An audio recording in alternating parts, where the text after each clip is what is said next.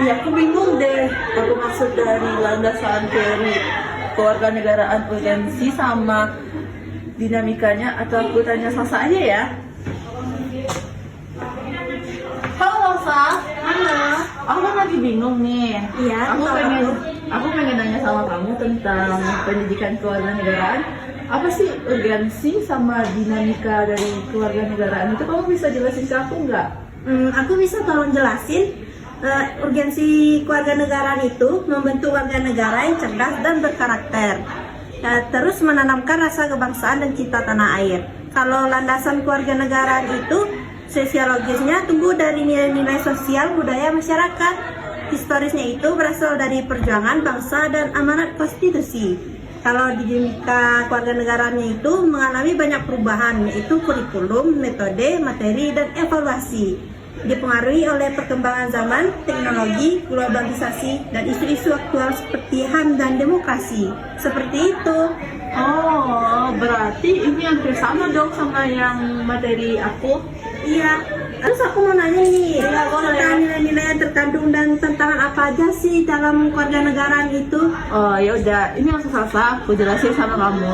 Nah, nilai yang terkandung itu ada nilai historisnya nih. Nah, nilai historis itu mengacu pada masa lalu yang memiliki arti penting bagi pembentukan jati diri suatu bangsa. Nah, contohnya kayak proklamasi kemerdekaan, perjuangan melawan penjajahan.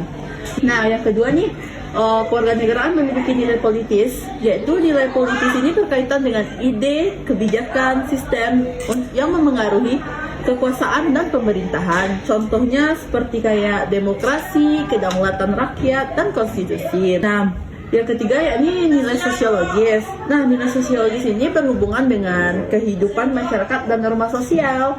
Contohnya seperti kayak kamu bisa bergotong royong, toleransi, dan solidaritas antar bangsa. Keempatnya nih tentang dinamika.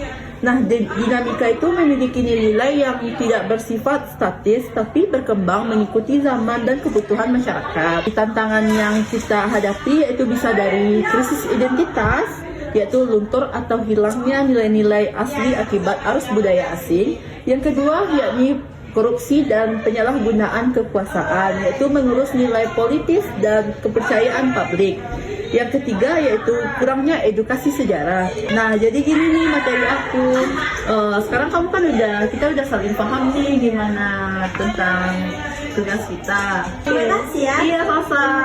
Dadah. Aku pergi dulu ya. Konsep dan urgensi identitas nasional, yaitu ciri khas yang membedakan bangsa Indonesia dari bangsa lain, mencakup jati diri dan karakter kepribadian nasional. Unsur identitas nasional. Yang pertama ada Pancasila, Undang-Undang Dasar 1945, bendera merah putih, bahasa Indonesia, Garuda Pancasila, dan lagu Indonesia Raya. Fungsi identitas nasional. Yang pertama menjadi pembeda bangsa. Yang kedua menjaga eksistensi dan keuntungan negara. Yang ketiga meningkatkan kewibawaan negara. Selanjutnya itu landasan identitas nasional. Yang pertama, landasan historis, yaitu tumbuh sejak kebangkitan nasional pada tahun 1908. Yang kedua, sosiologis, yaitu hasil interaksi dan budaya bangsa. Yang ketiga, juridis, yaitu diatur dalam konstitusi dan perundang-undangan. Unsur identitas nasional Indonesia. Yang pertama bendera, yaitu merah putih. Yang kedua bahasa Indonesia sebagai pemersatu. Yang ketiga lambang negara, Garuda Pancasila yang mencerminkan nilai-nilai Pancasila. Yang keempat lagu kebangsaan, yaitu Indonesia Raya. Yang kelima semboyan, yaitu Bhinneka Tunggal Ika. Yang keenam Pancasila, dasar negara, ideologi dan jati diri bangsa. Selanjutnya dinamika dan tantangannya. Yang pertama, lunturnya nilai Pancasila dalam kehidupan sehari-hari. Yang kedua, menurunnya nasionalisme dan patriotisme. Yang ketiga, pengaruh globalisasi dan budaya asing. Selanjutnya, Pancasila dimarginalkan dan dipolitisasi. Selanjutnya, munculnya sikap kedaerahan akibat otonomi daerah. Solusinya yaitu memperkuat pendidikan dan pemahaman Pancasila, meningkatkan rasa bangga terhadap budaya dan produk dalam negeri, menumbuhkan karakter warga negara yang cerdas dan berintegritas. Jalan-jalan Dewa kan kurang ngerti yang tentang landasan dinamika dan tantangan integrasi nasional itu. Boleh Icun jelasin sama Dela? Nah, buat teman-teman yang juga nggak tahu, itu jelasin ya.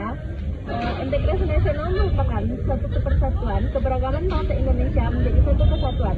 Sejarah integrasi Indonesia, yang pertama Majapahit, integrasi berbasis kekuasaan kerajaan. Yang kedua kolonial, integrasi wilayah oleh Belanda tanpa keterlibatan rakyat. Yang ketiga nasional, setelah tahun 1945 didorong oleh nasionalisme dan perjuangan kemerdekaan. Faktor pendukung integrasi, ancaman luar, kepemimpinan, lembaga politik, ideologi nasional atau Pancasila. Yang terakhir, pemerataan ekonomi. Selanjutnya, strategi integrasi, asimilasi budaya, Bhinneka Tunggal Ika, membangun infrastruktur dan fasilitas bersama. Selanjutnya, dinamika integrasi, penyatuan wilayah, penyatuan nilai, hubungan elit massa, perilaku melalui lembaga negara. Tantangan integrasi, perbedaan suku, agama, ras, dan daerah, jarak elit dan rakyat, primordialisme dan ketimpangan ekonomi, dampak reformasi dan globalisasi. Oke, makasih Icun. Udah, kalau konsep urgensi sama integrasi nasional itu apa sih, Ga? Integrasi nasional itu adalah proses menyatukan berbagai perbedaan suku, agama, budaya, dan daerah dalam satu kesatuan bangsa dan negara. Ini penting agar tercipta kehidupan yang harmonis dan stabilitas di tengah keberagaman masyarakat Indonesia. Tujuan integrasi nasional itu apa sih? Tujuan integrasi nasional itu adalah untuk menjaga persatuan dan kesatuan bangsa serta mencegah terjadinya perpecahan atau konflik. Dengan integrasi yang kuat, masyarakat bisa hidup berdampingan secara damai dan membangun nasional dapat berjalan dengan baik. Urgensinya terletak pada pentingnya menjaga keutuhan negara kesatuan Republik Indonesia, terutama menghadapi tantangan seperti konflik sosial, separatisme, atau pengaruh luar. Integrasi juga mendukung kerakyatan, pembangunan, dan rasa keadilan di seluruh wilayah Indonesia. Nah, itulah sedikit penjelasan dari kami ya teman-teman. Bye-bye. Apa sih itu Konstitusi Indonesia? Konstitusi Indonesia itu adalah keseluruhan aturan yang tertulis dan tidak tertulis yang dimana konstitusi ini mengatur penyelenggaraan pemerintah dalam masyarakat terutama di Indonesia. Lalu apa saja sih fungsi yang ada di konstitusi?